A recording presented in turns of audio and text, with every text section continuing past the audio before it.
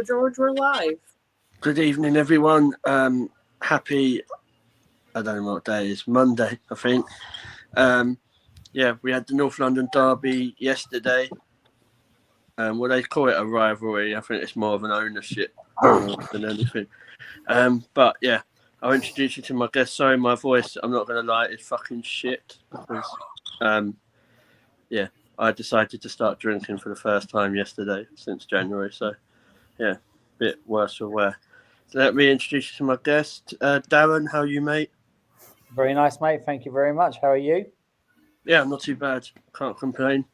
I'm liking the F-bomb. Can't complain when you batter small club from Enfield, can you? So, well, this is very true.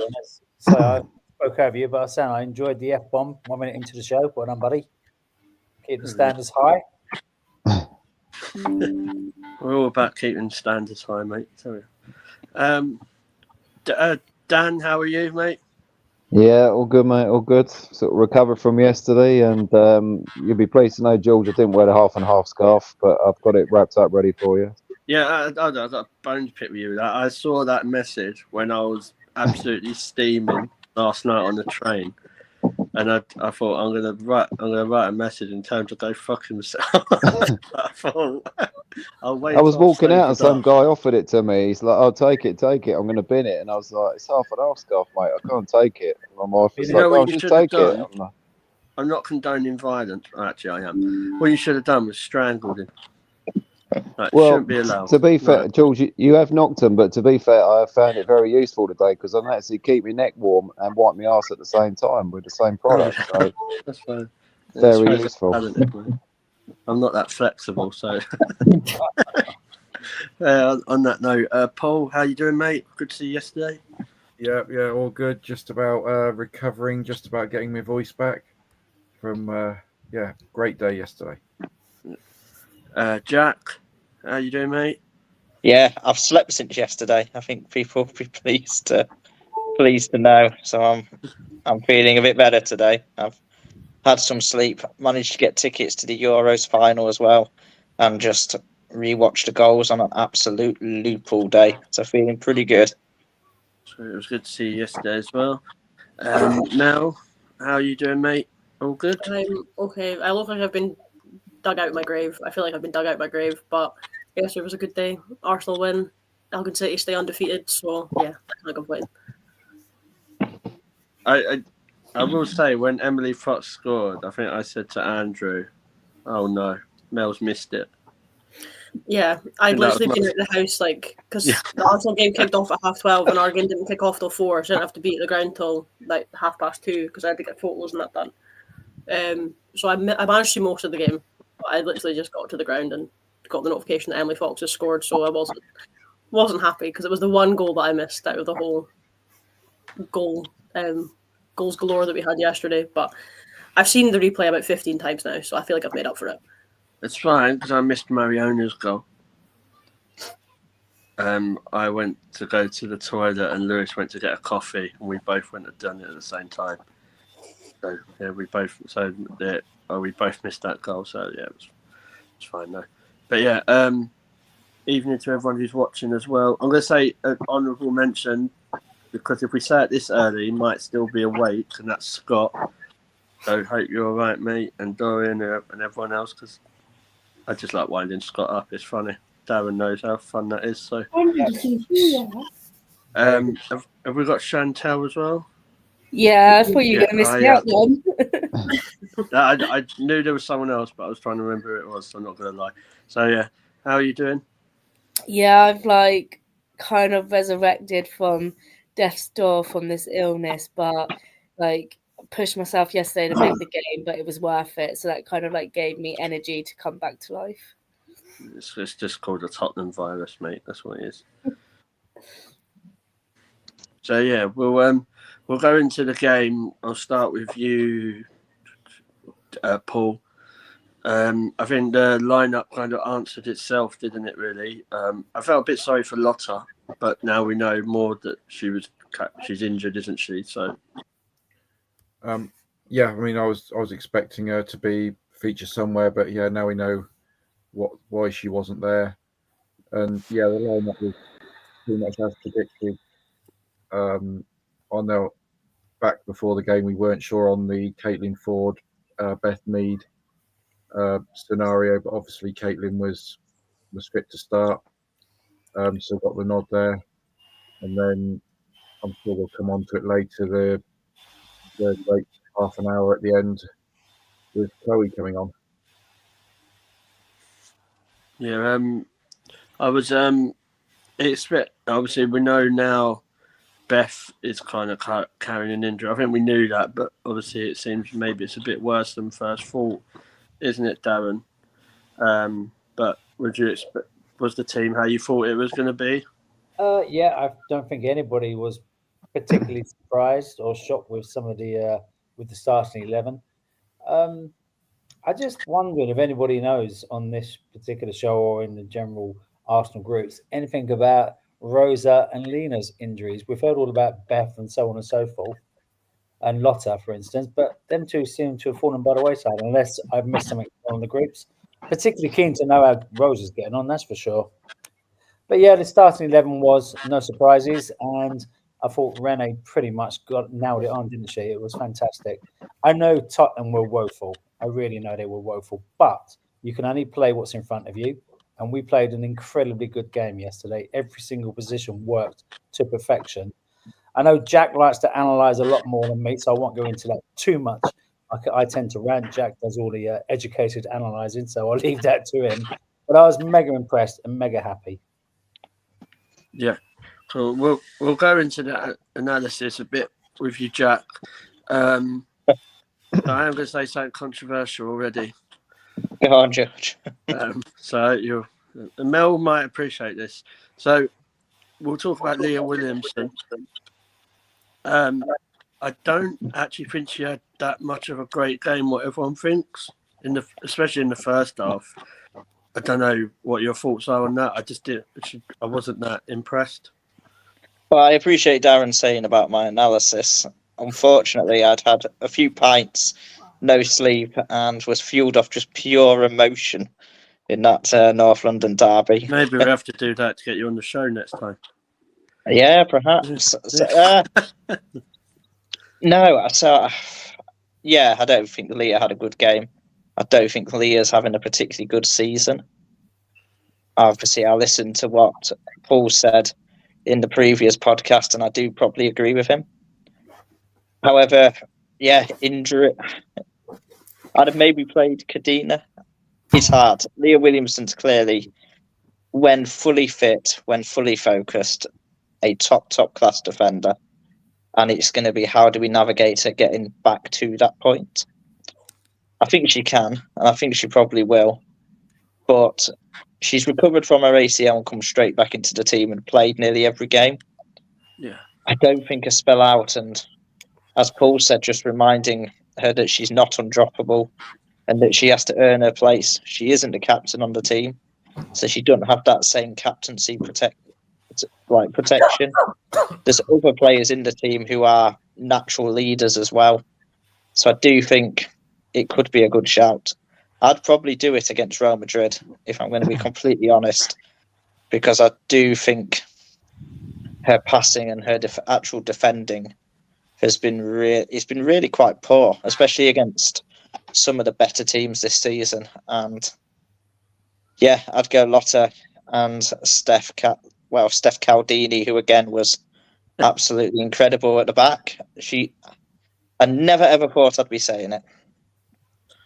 Yeah, it's such an interesting point because everyone's probably thinking, oh, bloody hell, you've just beat Tottenham 5-0. You shouldn't really be criticising anyone. No, but this is the perfect time to have that honest conversation, wouldn't you say, Dan? Is that with Leah, have we just got used to settling saying that she's the best defender we've got because that's the level of poor defensive performance we've had in recent times? Obviously, I don't mean under Renee, but in the last 18 months.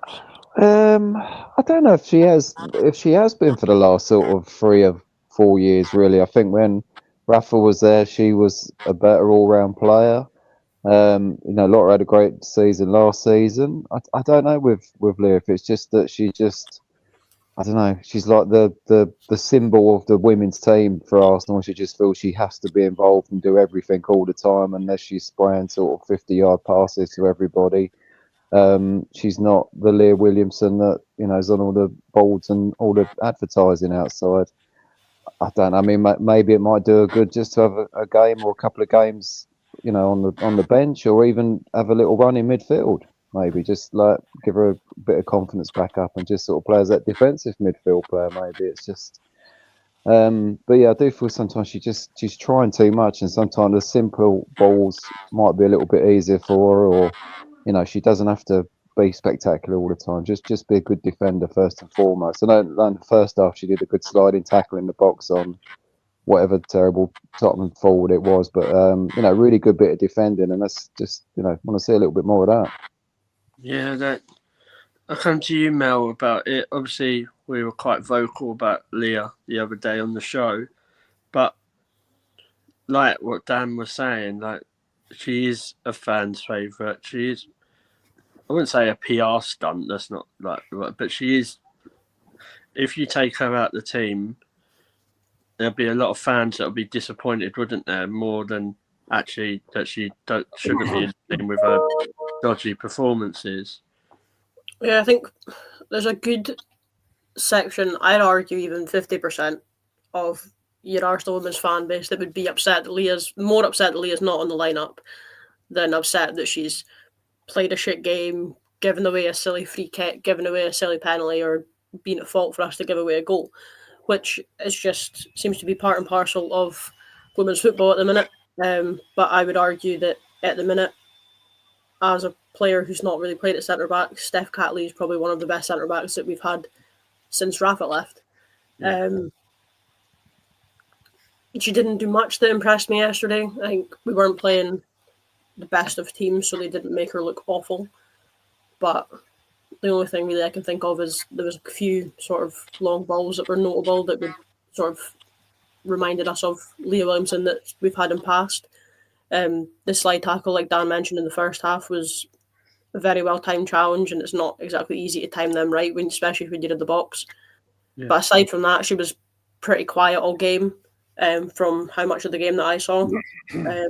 She's just still not done anything really that's impressed me enough to say that she deserves to be on the team sheet every week.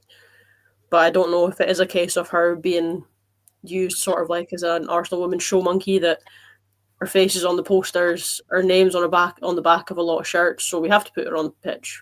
But realistically, you need to do what's best for the team and not what's best for the fans and the money in the back pocket. Okay, getting a lot of people in the door and coming to games and that because Leah's their favourite player or whatever is always a bonus, but if you've got a favourite player on the team, you should then start buying into the other players in the team as well. You start being like, oh, I like them. You sort of then, from having a favourite player, you form a connection with the whole team. So if you're only going to a game for one singular player, then in my opinion, give your head a wobble. But I still haven't been overly impressed with Leah at all at any point this season. I just wonder, like, obviously this is just my opinion, I don't know, I'm not talking officially from the club. I just wonder if that's why they didn't go for Germa, because you bring someone like that in, she's quite a lot better than Leah.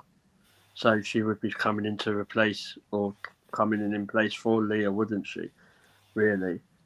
Yeah, because with the performances that Steph's put in at centre back since she has been moved there, can't drop her. She's solidified her position there. Like, there's no one really in the squad that can put Steph out of her place at the minute. But I would argue that there is people that can put Leah out of her place, and that's a conversation that a lot of people are not ready to hear. Yeah. Chantel, what do you think Leah needs to do to get back to the levels that we know she can play at? But obviously she's not doing that consistent level for a long time. Probably not before. Probably we haven't seen that since she had their ACL, have we? So what do you think she needs to do?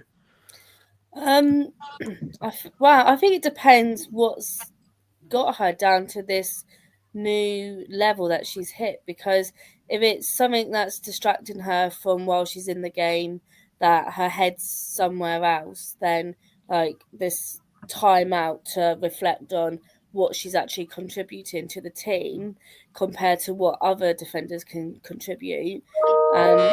Then she just needs to check herself in. But it seems to be she has a lot of tactical say on the pitch, and she'll tell the girls, like as the captain, or like even on the sideline, like tactics and analysing and like moving them.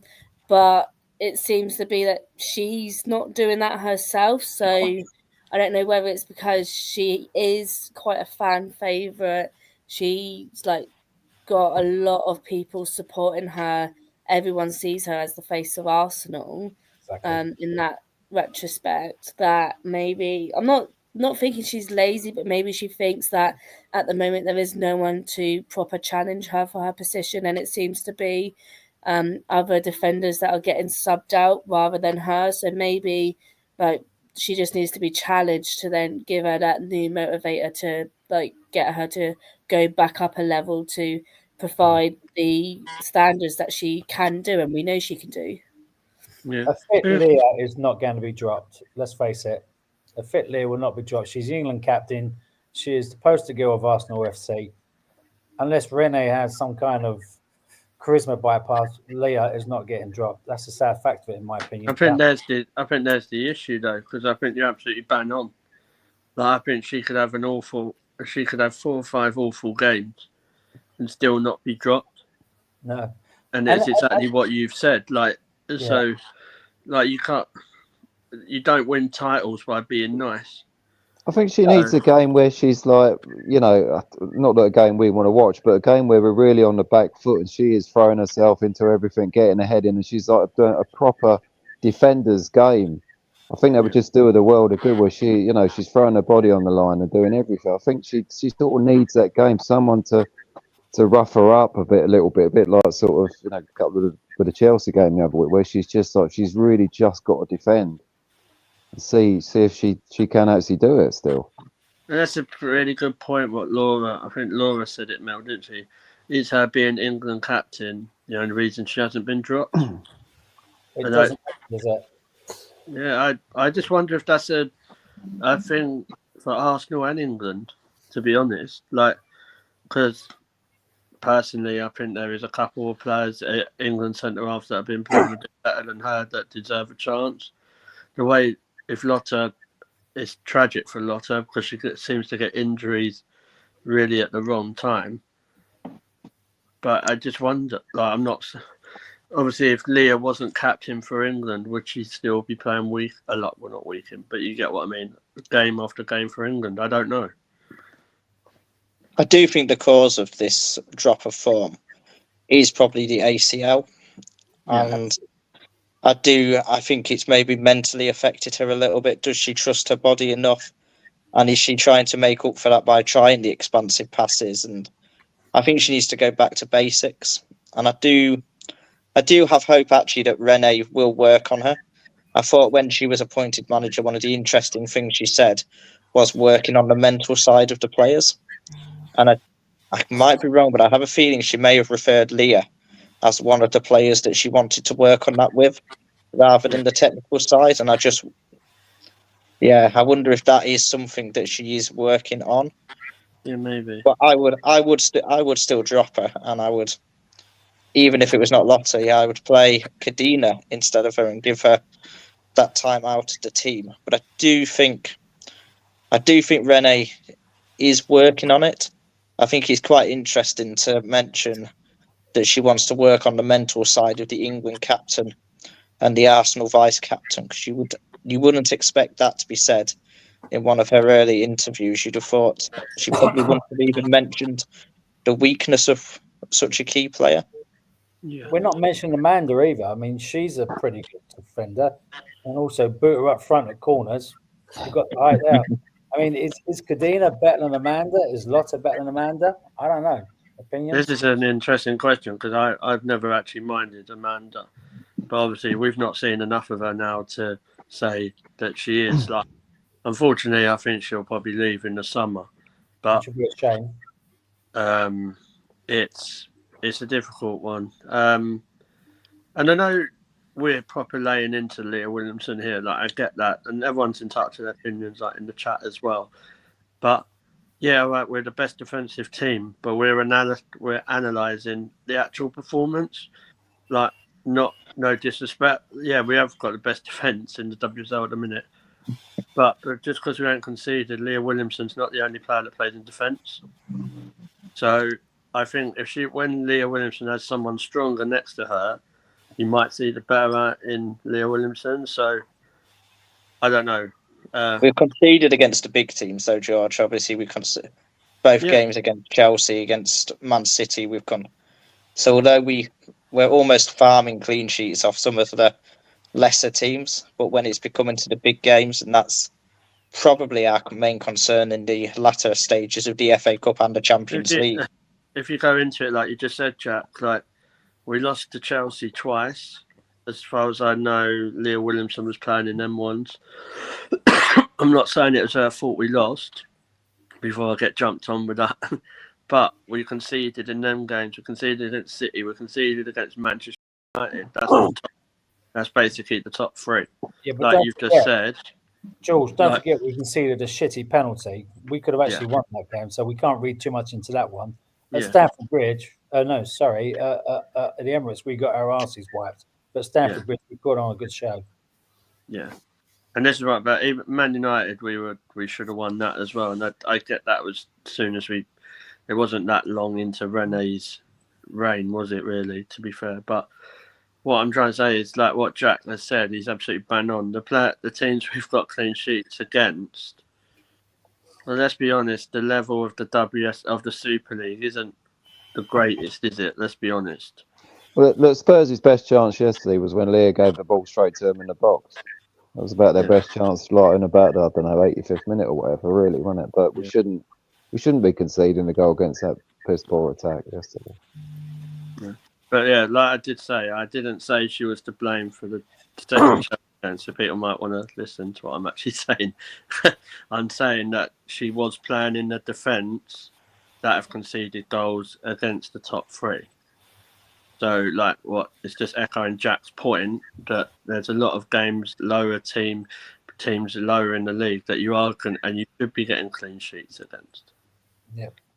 So, yeah. Anyway, we'll move on because we might upset all the Leah fans. So, yeah, we'll go. Obviously, I'll go to you, Paul. Russo played through the middle, which was really good to see, wasn't it? I thought she had a really, really good game. Obviously, first goal was classed as an own goal. Managed to get a goal. So, yeah, I thought she just all-round play. She had a good game, didn't she? Yeah, she was back through the middle. Well, it's great to see her. She's had a couple of games where she hasn't got on the score sheet, so good for her to get a couple of goals. And, yeah, she was tracking back into midfield a few times to help them out. I think the one time Spurs actually got into our box, she was even back defending in the centre-back position as well. So, yeah, her work rate for the whole team in every area of the pitch, probably one of the best players we've got performing consistently at the moment. But I think that's where we are, going back a little bit onto the Leah situation, is we've got some great players in that team, but as we've discussed before, none of them are actually world class because they're not performing consistently. World class players do it week in, week out. And out of all of our team, I think Russo is probably the closest we've got at the moment, if she's played in that central role, to being that consistent world class player on the pitch. If she gets moved out onto the wing, it's slightly different matter. But yeah, she was all over the place yesterday, and she's a real sort of team player. Yeah, I agree. I do think we've got Russo is on the way to being world class if she plays that consistently, because I think the way she's going, she'll challenge Bunny Shaw for that golden boot. But I do think we definitely already have two world class players in that team when they're fit. But I'd say, go on, George. Who are they? I feel like we might agree with these two here. I say two, but I'm in an knowing about the third one. So my two would be Emily Fox. I don't think no one touches her. Like, no one's near her for me. Lucy Bronze, I keep hearing. Yeah, have a word, mate. Have a word. And Leah Volti. I don't think. I think you just watch when Leah and Kim are out of that midfield and we look absolutely atrocious. But for me, like, let's be honest, Kim come on with one hand that works, set up a goal. You know what I mean? So it shows what Tottenham. But the only other one is Mariona for me. Like, I love Mariona. Like, I think she's absolutely brilliant. I don't know. I've not seen enough of her consistent yet to say she's world class. I know everyone's going to be like, oh, but she's won this, she's won that. Yeah, she has. But she only did come in the summer. I don't know what you think, Jack. I think you're absolutely spot on. Yeah, couldn't agree with you more. Emily Fox. I mean, Emily Fox without goals is world class. Emily Fox with goals. I'd have many better right backs in the WSL that we've seen. Full stop. I mean, how good actually is she? She's pretty ridiculous. I mean, I think you could put her in at centre back and she'd do as good a job as Steph Catley at centre back. I think you could play her on the wing. She'd do a good job. At full back, she's just ridiculous. And yeah, Leah Volti, also world class. I've said many things on Leah Volti past couple of weeks. And I agree with you on Caldente. I think she's on the border. And I think perhaps next season we're going to see, after she's had a full season, full pre-season, yeah, let's see what she can do when she's used to the team and the environment. Because if she can get to the levels that she was at Barcelona, Jack, obviously, because I know you watch European football, I don't think but that's because she was playing with better players, let's be honest, at Barcelona. And it's hard because their league is not competitive, if we're honest. I don't know. This is what I mean. Like, the WSL is a little bit more competitive probably than the Spanish league. So that's why we need to see if she can get to that level. Because then the better players with a higher level will bring those players that are around up to their level because they need to compete. Like, for me, the players that we've mentioned, I'll go to you, Darren. The players that we've mentioned with Emily, Leah Volti, Mariona Russo, I think they're way ahead of the rest of the squad. Would you agree with that? They're exceptional players. There's no doubt in that. But they've also got age and experience on their side, haven't they? I mean, probably not a topic for conversation at the moment, but one should also consider our midfield yesterday was exceptional. Leah, of course, their holding, and Kira just was so good yesterday. She is definitely one for the future, isn't she? She's brilliant. I wonder what's going to happen when Palova comes back. Is poor old Cooney Cross going to have to take a back seat? I don't want to be controversial when I say this, chaps, and it's my opinion only, but I don't like it when we start with Kimmy and Leah in midfield together. I'd rather have one of them as the old head experience, and then have either Kira or Victoria rotating around those two, so one or the other, not together. Yeah, I've always said that as well, Darren, because I don't like the double pivot. I don't like it either. No, I'd rather just have a 6, and then you can play an 8 and a 10. Like, and we've got the player. Like, obviously she's not fit, but I think obviously Vicky Palova will just slot into that. I think, I don't. I think Victoria Palova is a headache for next season because we're not going to see much of her this season. She might get the odd substitution run out, but she's not probably going to start many games this season. So it's a conundrum for Renee to work out next season how she uses the depth and breadth of our experienced and not so experienced midfield to bring out the best in everybody. I wouldn't be surprised if in our biggest games next season we see Mariona on the wing like she was yesterday, with the freedom to not have to go back and defend, and a midfield three of Leah Volti, Kyra Cooney Cross, who I've now forgiven for the Tottenham scarf after yesterday, and also Vicky Pelova as the midfield three, in which you've got energy, you've got quality. I think Pelova's fantastic in the final third.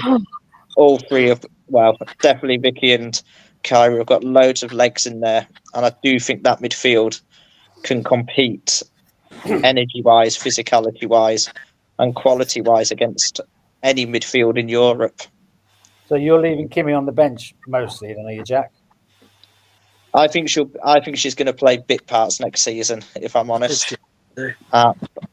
I mean, also Leah Volti. I think Leah Volti is the better defensive midfielder. I don't necessarily think that Kim is a defensive midfielder still. I think she's someone who keeps things ticking. I like what she does in the forward positions as well still. I mean, she's played most of her career as an attacking midfielder. And I think there still is that flair in her. So I'd more expect to see her coming on for Kyra Cooney-Cross in a way, where the defensive responsibility isn't as strong. She's not just the last guard of defence in front of the back four, but she can get on the ball, keep things ticking, keep possession, and really show her quality on it. Yeah. Okay. Mel, I'll come to you obviously about the chat about the midfield. One, would you say that the players that we've said are on the verge or are world class? They are, and with Kim, I think now with the new extension, she does play that bit part, doesn't she? Like you bring her on maybe for the last 10-15 minutes to see a game out. Yeah, I think I've said time and time again that if Kim wasn't Scottish, she would be held in a much higher regard than she already is. I mean, you've had players that people think are some of the best in the world, and like Tobin Heath, Megan Rapinoe, people like that who've played at high levels, won at high levels, come out and say that Kim's the best player that they've A, played against or B, played with. So for her to still be held in such high regards by such good players and such well-known players at this stage of career, I think no matter how long she plays for, if it's 5 minutes, 10 minutes, if she plays 45 minutes, she'll come onto that pitch and make a difference. I think we saw it yesterday when she came on. It's just a bit of security to know that if Wally's looking a bit tired, or if you want to pull Kyra off and sort of pull somebody in that's maybe a bit more defensively minded than Kyra but still willing to go up and attack, you've got Kim there ready to go. There's not a lot of players that can sort of come on and make a difference as instantly as Kim Little can, even on her worst days. Not just saying that as a big Kim Little fan and as a Scot and as somebody who lives about an hour and a half away from her mum and dad, but no, I think from when Kim started at the high level, when she was, 15, 16, right the way up to where she is now, no matter what league she's played in, what position she's played in, and where she's played, she's made some form of a difference with a squad, be it her experience, like her football IQ or footballing ability. So, like I said, even if we only see her for 5-10 minutes, or if we see her in like the lower risk games getting 60 minutes or whatever, I think that'll still make a difference. It also gives you the opportunity to rest sort of Kyra, gives you the opportunity to rest Wally. You then got to look at Pelova coming back as well. So you're probably not going to see as much as Cooney-Cross once Pelova's fit, in my opinion. But again, that's two great players to have coming off the bench to play in like that centre mid CDM sort of position, and there's not a lot of teams that can say they're as lucky as we are to have players of such talent sitting on our bench that can come on and just solidify a position in the game. Yeah. Okay.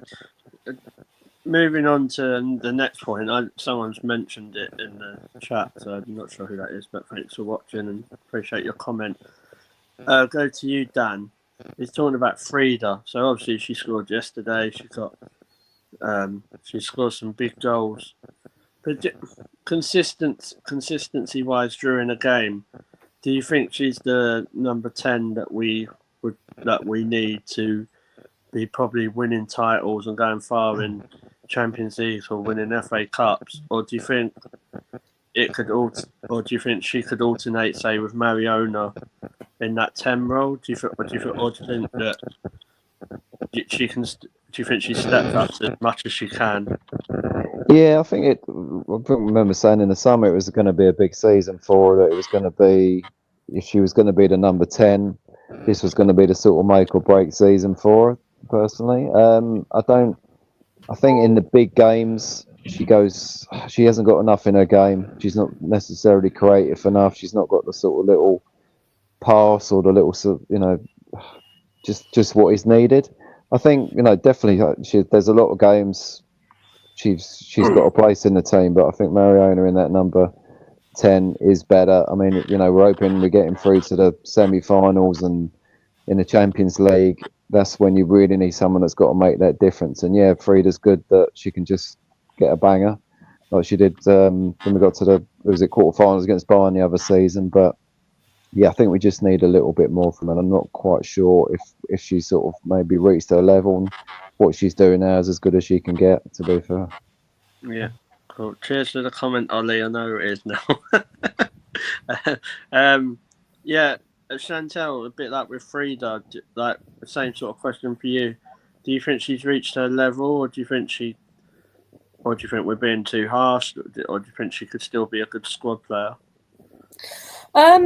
Well, I kind of noticed this last season with Frida. I mean, at the end of the season in the what used to be the Conti Cup, obviously we had that incident with her, but throughout the season there was times when she was sluggish during the games, and this season it seems to be not like she's going sluggish, but it seems to be like she'll be dropping her level a little bit, and we won't hear much or see much from her. And then in like the second hand, she'll just whip out a banger, or she'll just be on the score sheet. So it seems to be a bit more inconsistency with her as well. And if we're going through the team and talking about criticism, like how we have with Leah, she would be another one that, like, we know most games she's going to be starting as that number 10 role.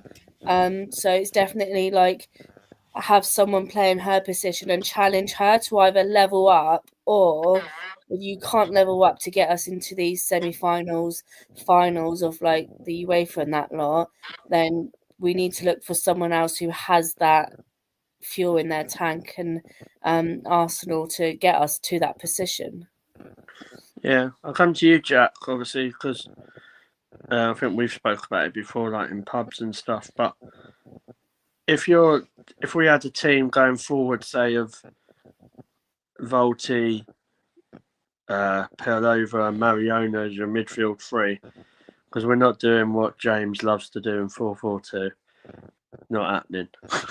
And then you had, say, Beth or Caitlin, Russo, and a winger who they might bring in, or maybe someone like Chloe Kelly, or they might bring in a new player. And then you're bringing in players off the bench, say like a Frida, or a Frida and Rosa Kvaji when she gets to the level to be able to do those game-changing stuff consistently. All it can do for you is give you more options, surely. Yeah, I think so. I spent a lot of the season thinking about cutting away players, and then it was the games against Chelsea and City where I realised actually we are lacking depth. So I would I'm very caught on Frida. I don't know what to suggest with her, in a sense of there's a lot of in and out in terms of her finishing ability, but she does score in the big games. Yeah, I think adding a little bit more depth is probably what's needed.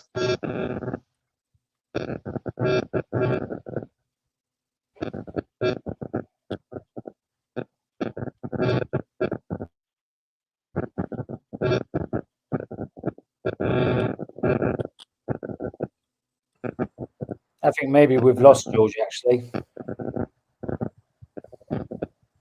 I think we might have, yeah. But no, it's a really tough one to know who I would bring in and who I would not, especially with this team, because Frida scores so many goals in the big games, and yet she can be so absent for so long. But she's a big game player, and I think back to the goal she scored in the Champions League previously, and there's been some absolutely massive goals scored by her, which are pretty ridiculous. Yeah, a player that can score goals is always useful to have in the team or on the bench, isn't it? But it's just that for me, it's a all-round game. which I think is lacking a little bit. I mean, I know she scored yesterday, but for the majority of the rest of the game, she didn't notice too much else she was doing. Yeah, Frieda's is the one that really disappoints me the most out of all the big established names that Arsenal have got. I know there's one or two people like Dorian that might disagree with that because he likes Frieda a lot, but for me, she's very disappointing for the majority of games. But it's a weird thing because, you know, on paper, our starting 11 it should be unbeatable no matter who we're playing. You know, maybe the Barces are a little bit maybe above our station at the moment, but who knows? But and a strong bench, and that's where my concern comes in for next season. With such a strong bench, particularly if Chloe Kelly does sign, because that's a phenomenal winger we've got coming in there as well. Are these players going to be happy to spend most of their season, if we will, on the bench, just getting bit parts? I'm not sure they will. You know, they all deserve a starting position, but clearly you can't have all of them on it all the time. So I just hope that, you know, the hearts and minds that go in behind the scenes with Rani and the team are good enough and strong enough to be able to motivate and keep these non-playing players, you know, at the club for a long period of time. I don't know. Yeah, I'm sorry. I'm back now. I don't know what happened. Everyone sounded like a Dalek, so I didn't hear what Jack said. But what you were saying, Darren, is that I agree with that. But if they're been competing and winning trophies and titles, I think it's a lot easier to motivate a squad like that. So, like when people say, "Oh, about Chelsea buy all these players," some of them players don't care. They're winning stuff. They could sit on the bench and play 4 or 5 games and they still win stuff. Yeah, well, we need to start winning stuff then, don't we? Really? Yeah. So, ultimately, and I think because I'll be honest, I don't think we really have that much of a bench. I don't know, Mel, if you agree with that, because I think, like, if you look at the bench, was it yesterday? We had Stina, and that's not a dig at Stina. Straight, I'm just saying that Stina was who do you have? Stina, Mead, and Kelly, but obviously Mead ain't fit enough to play, is she? That's not really many. There's not great options going forward. It's not stacked, is what I mean. I think we've been hit by another bit of an injury plague between Rosa now being injured, Lena being injured, Beth being injured, and quite a few of the young ones now been out on loan. I think we've just seen sort of the bigger bench that we've been used to with a lot of selections to be made is sort of diminished back down to 4 or 5 names really that you're looking at, and you're like, well, they could come on, but I don't think they'll make much of a difference. And by the look of it, George is away again, so I'm speaking to a black screen. But I'm going to keep speaking because I've started now. But yeah, I think I'm not overly concerned about it until we get to the point where we're going to a game like 3 subs, 1 being a goalie and everybody else being youth players. And I have no idea what's actually going on with George's stream. I think that Dalek, he was here and might have come and got him. Yeah, they've taken him out. Either that or it's the Leah Williamson fans or the Taylor Swift fans that he's offended in the last few weeks that have kept him. Also possible. George is a Swiftie. He doesn't insult Taylor Swift fans. We have to remember that. But while George is away, who's getting the pat on the head this week? I think we all know who it's going to be. I'm giving mine to Emily Fox just for that goal. I am, just for that goal, because, oh my God, what a screamer. I mean, I don't know what their goalkeeper does. They're never going to get to it. But she doesn't half make it herself look silly as she scrambles along. But just, yeah. We had a game where we scored, obviously, 2 quite scrappy goals with deflections. But I thought Russo's finish was just stunning. And then, obviously, Emily Fox, yeah, that was worth paying all the train money that it cost me to go down to London. It was worth having absolutely no sleep for, because it was, it will be a moment of I was there when Emily Fox scored that absolute banger against Tottenham. It was beautifully controlled as well, wasn't it? It was such the technique was exceptional. It was like the laces, wasn't it? It wasn't just a poof. She deliberately meant that, and it just the way it just dipped at the end was really lovely. But there was a great sorry, Dan. There was a great video of it on the Arsenal website like the slow mo behind, and you can see, like you say, her hitting it with the laces and it just following the ball in. It's you can find it. It's well worth a watch. It's poetry in motion, as they say. Beautiful goal, but my pat on the head has to go to Russo yesterday. Her work rate was brilliant. Backhand front, she tracked back, she laid off, she did everything you want for a striker to do, and she was in the box when it counted. Her first goal was unlucky, wasn't it? That stupid deflection. Was it going in? I don't know, but she has to be in the right place at the right time to be able to get her head on that ball in the first place. So she had a very good game yesterday, and I'm so glad she scored because it had been a few games since the last one, hadn't it? Yeah, it's been, I think it's been like 3 or 4. So it was good to see Russo getting a goal. And with the first goal, I thought she was really unlucky because I thought that was going in anyway. But that was more because I had fantasy points on it as well. So, yeah, I thought it was good. There were good goals, and like Emily Fox as well. And apparently, Leah was the one who shouted for her to shoot, as well as all the other fans as well. So, yeah, I think all round it was a good performance. Let's just be honest. Before people think, oh, we turned into a negative podcast, we're not. Is that these questions have to be answered whether we get battered one week or we batter a team another week. So these questions do need to be asked. Mel, I want to come to you quickly. You said you watched most of the game. How did you think Caitlin done? Like, obviously, because she's been out injured a little bit, hasn't she? I think, considering she's been out injured, she didn't do too bad. She didn't do amazingly, but again, looking at the level of the opposition that she was up against, I think she played what was in front of her and did her best. Definitely not the worst game I've seen her playing, but again, definitely not the best I've seen her play. But I think we're probably starting to get back to that pre-injury Ballon forward, as you like to call her, coming back into the starting 11 again.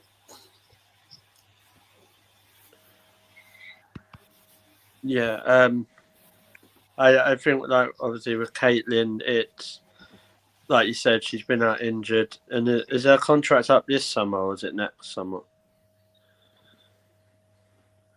I'm not sure. I have no idea. That's the one thing about women's football is you never actually know how long. They're like contract extension or contract signed, and you're like, yeah, but how long? I need to know. I think she has another year, George. I'm not 100% certain, but I don't think she's one of the ones on the edge this year. No, so, I don't think. I think she's got a bit longer than Beth, hasn't she? So it'd be interesting to see like what Arsenal do with when it comes to Caitlin and Beth. Would they try and extend both? That's what I would be trying to do. Because there's no, unless you're going to replace them with someone who's an upgrade on them, there's no point letting one of them go.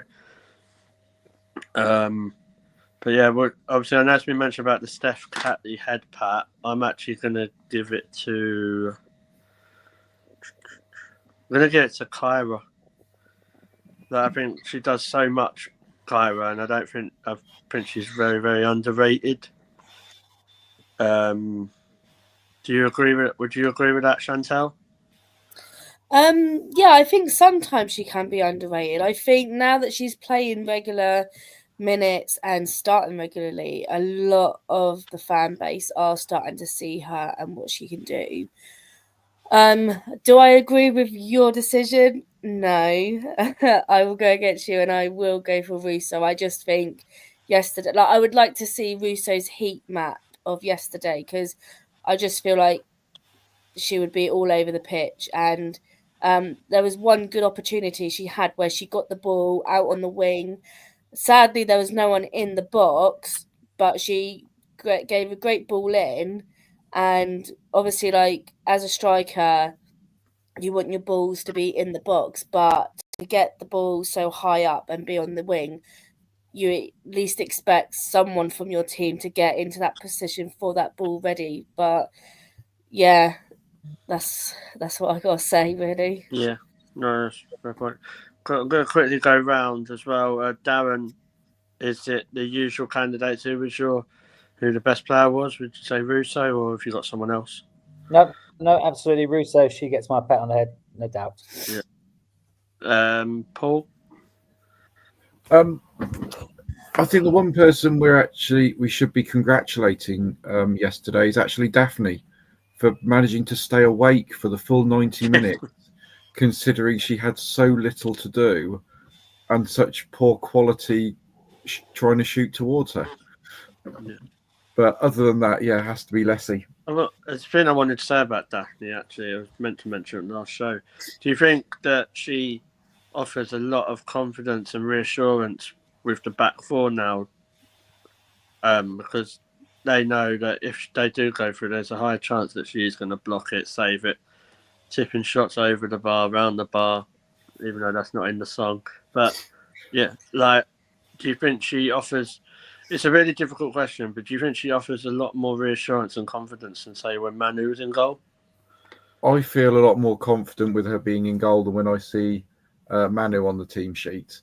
And I think now she's got the regular games in there. It's not chopping and changing. It's a bit like Kyra in midfield. Get that run of games in goal. You know the defenders that are in front of you. You know who's going to do what. And it should give confidence to the defenders as well, knowing that she's there behind you a lot more than Manu, who ends up standing still quite a lot of the time. Yeah. Jack, what about you? Well, I said Foxy because of her long shot, but I mean, it has to be Alessia Russo, doesn't it? I know that obviously she's got her Italian roots, and it was like watching Del Piero can play up front, can play in defense. Honestly, just can turn her player. I think it was Andrew who said it was like watching a Bunny Shaw, Myra Ramirez performance. And I know we questioned if we had that type of striker after that first Chelsea game on the podcast, and clearly we do. But I mean, there's so many players who deserve honourable mentions. I thought Steph Catley did everything that was asked of her. Anytime a ball went into the box, her head was clearing it.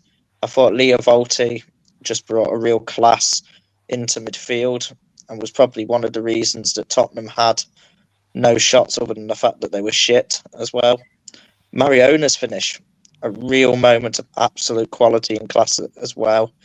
And then obviously Chloe Kelly, I mean, came on, made one of the goals. I was super impressed watching her defensive work rate as well as what she did on her attack. One of her first touches was that through ball to Russo, which nearly even ended up in a goal as well. So I think some real positive signs from us for what's going to be a big couple of months. Yeah, she definitely done quite well. She only played for a few minutes and she's back in the England squad. So, yeah, I thought I was quite happy for Chloe Kelly. Mel, would you say similar to what everyone else has said? I think it's probably one of the first games in a while that it's been pretty obvious that it needs to go straight to Russo. I think she was an absolute fucking menace yesterday. And as a defender, I know that the Tottenham backline went to sleep last night and they're having absolute nightmares about Alessia Russo just popping up and turning them inside out. Because she just seemed to be here, there and everywhere like everybody else has said. But she never gave up. You didn't see her slow down at any point. She seemed to want to give 110%, even when it was 3-0, 4-0.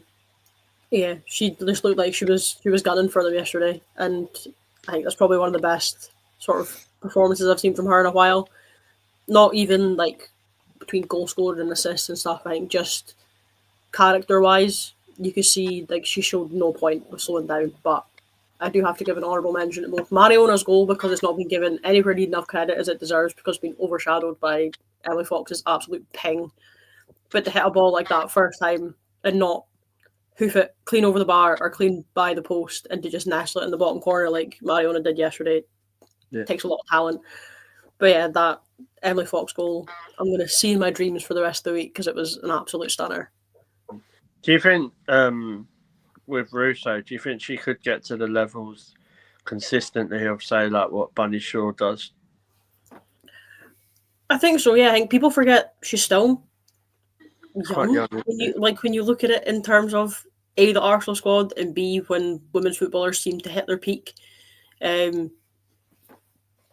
So yeah, I think she's getting there. She's definitely getting there, but I don't think it's going to be sort of next season if switch is going to flip and she's going to be the best striker in the world. I think it's definitely going to be a progressive moment, but I think she's not far off being up there with your Sam Kerrs and your Bunny Shaws and having a legacy like Alex Morgan did in her career, both for club and country. So, yeah, cool. Also, and then we'll finish up. Chantel, would you? Obviously, I know a lot of people have gone for Russo. Do you think, like now, that the team we saw yesterday is the team that we should be seeing probably consistently for the rest of the season, apart from injuries? Yeah, I think like the team that we saw yesterday is very much like the starting 11 we're seeing. The level of playing, I think we need to become more consistent and just be more aggressive with how we can be. I think I would like to see a bit more of Kelly in a starting to give her that confidence, to show her that like the club's behind her, because at the moment she's got everything to prove and she showed it yesterday when she came on. And I think it also will give the others a chance to be like, have a bit of respite, so that we don't get any injuries from or burnouts. But yeah, I think like when we think of our starting 11, even if we go up against Chelsea or City, the team we played yesterday is kind of our starting 11. Yeah, and finally, Dan, we shouldn't really be losing, or we'd be wanting to win the rest of our games. They're all winnable, aren't they? In the Super League.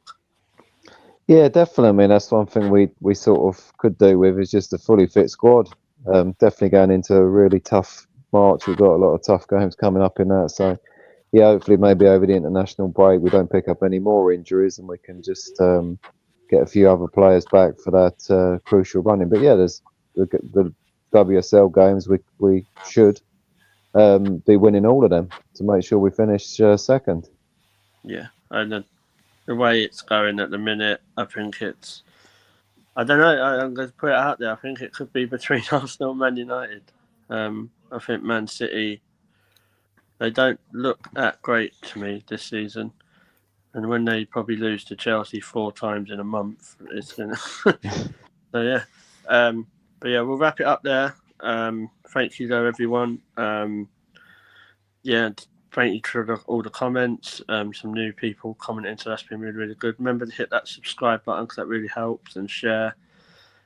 Mel, thank you as always. No problem at all. Always glad to be part of it. So yeah, cool.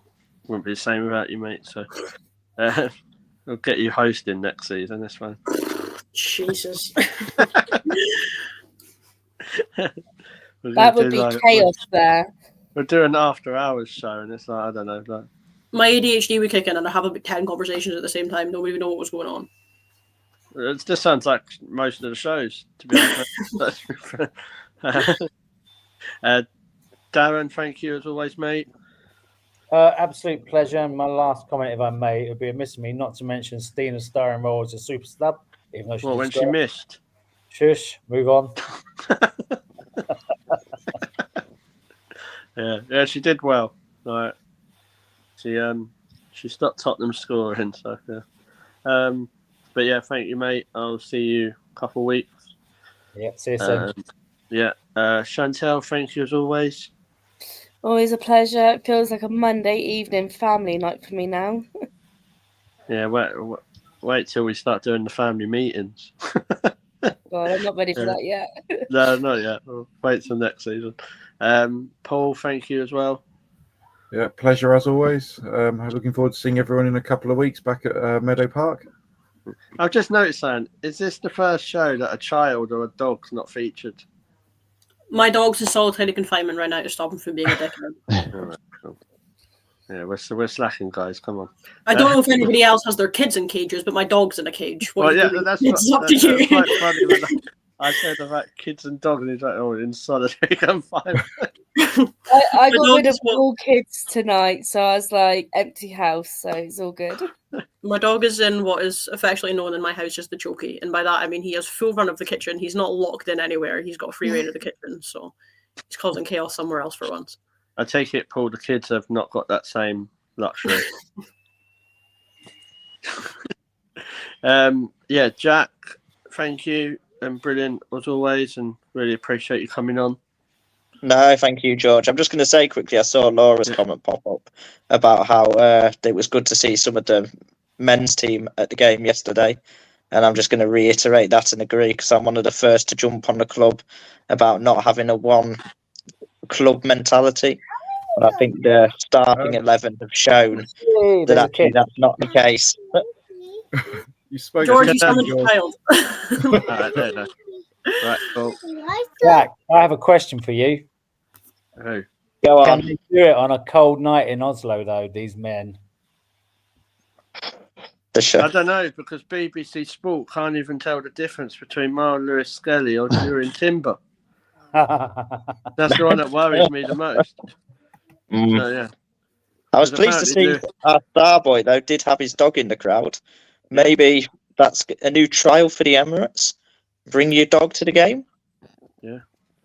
That means Enzo can come a bit more. Maybe have Win as the mascot if they haven't sacked him after my earlier calls for his departure at the beginning of the season. We need Wim fit, mate. The men ain't got a striker apart from Marino. So, yeah. Dan, thank you as always. It was brilliant seeing you yesterday. Yeah, we're good fun, mate. It was good fun. It's yeah, good as always. So the scarf's in the post, so I expect us to see that in the next couple of days. Yeah, that's fine. Look, I was just trying to work out in my head if you've got my address, so I'm hoping you have.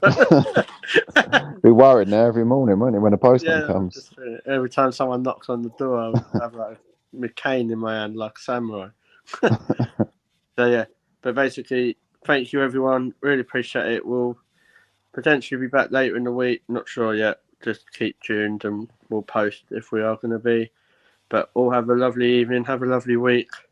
And remember, North London is red. Good night.